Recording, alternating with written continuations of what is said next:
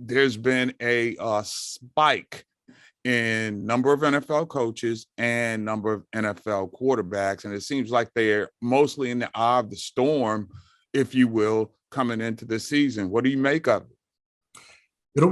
It's always interesting, the dynamic of race in sports. I mean, it's the elephant in the room. It's something that, for whatever reason, um, is always a sensitive subject, but it shouldn't be.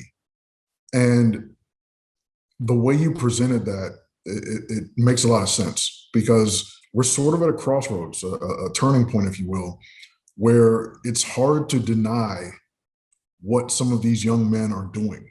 And by that, I mean a Patrick Mahomes, who is signing $500 million contracts, but not just signing, the gigantic contract, and not just excelling on the field, but he's also veering into ownership in numerous sports. So you have him who's showing he can be the best on the field, and he knows how to build an empire off it as well.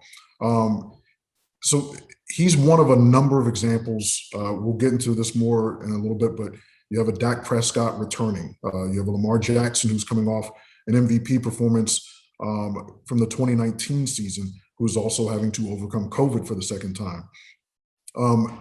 But more and more, you're getting to see, I think, a fan base that's more comfortable with seeing young men of color at the helms of their franchises, both from the quarterback position and from the head coaching position as well, where you have the younger guys, and then you have the old heads like a 65-year-old David Culley, who's getting his first shot after paying his dues for decades.